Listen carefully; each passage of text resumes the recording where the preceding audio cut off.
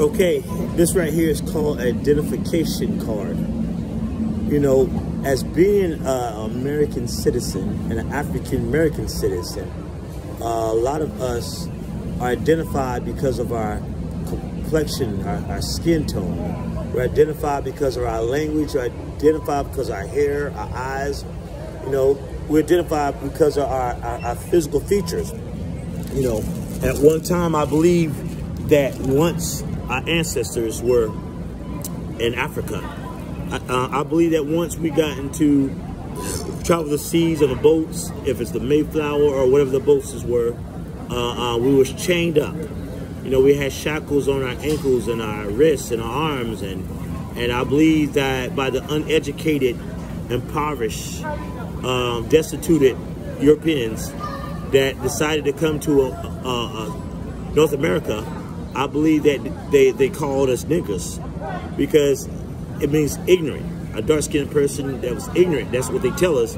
So they consider us being ignorant. Now, how can we be ignorant when you study the books that they have wrote, called the King James Version Bible, and written by homosexual European males? Because a lot of the plays was homosexual, like Hamlet and Shakespeare. There was actors that pretended to be women.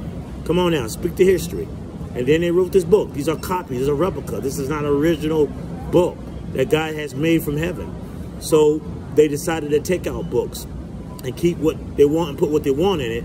And then they begin to whitewash everybody, you know, that wasn't part of this elite. And so, so we've been brainwashed for so many years, and so we're identified basically as a color, you know, black. That's the color they call it. But how can we be black when some of us brown, some of us light skin, some of us red, some of us yellow? So that's deceivable. You know what I'm saying? You can't identify black now, you know.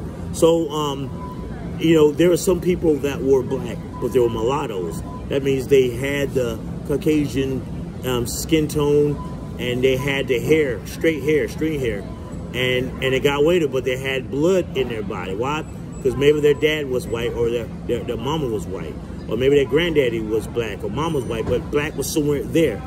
Now, so the people of Africa, I don't think that they went around saying, hey, we're black people, hey, we're the Africans.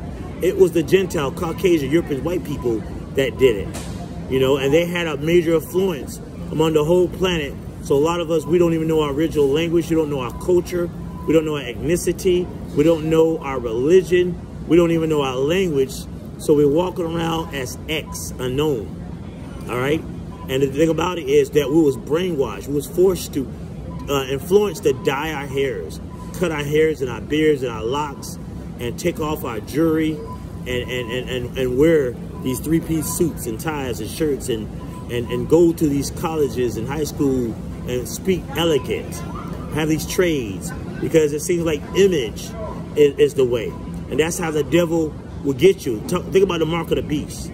The mark of the beast is 666 in your right hand or forehead. And number one, Satan first had to find the race that is going to be superior, which we know is the white race. And two, where he can get them to force people to worship the devil, force people to make gods out of them, force them to make an image of them. If you look at every dollar bill, you'll find a man of a president, a human being. And if you look at a dollar bill, you see a pyramid, which is Egypt, Africa. It says, God we trust.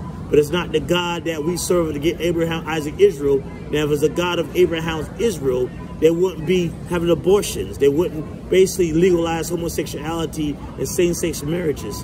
They wouldn't basically allow the injustice, iniquity, and inequality happening. So that lets you know right there, that's not the God we serve.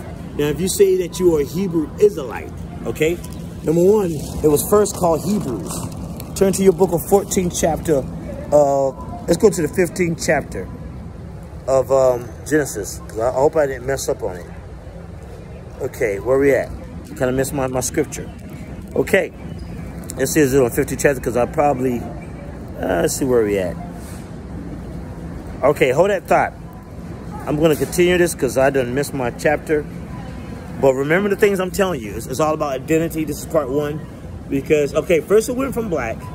And then they decided, the Europeans, white people decided to call us colors.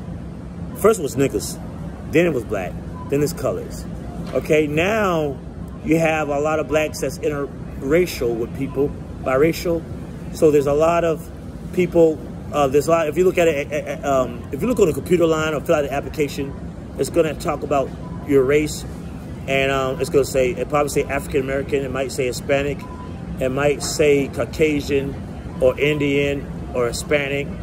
But it's only really 3 race, and it's basically Hebrew. Second race, you got the Africans, and third you got Caucasians. Those are the 3 races. If you go by the Genesis genealogy, and if you go back to Genesis, the beginning about Adam, there was only 1 race. And if you look at that, God has put him in Eden, which means paradise, so it's guarded in Eden. And so he got waters to irrigate, it was rivers, and one of them went to Havilah, which Havilah is in the name of Shem and also Africa. So I will say the first race was a Hebrew African. That's what I believe, a Hebrew African, because of what I saw. You know, Hebrew Ethiopian, I can accept that. A Hebrew Ethiopian.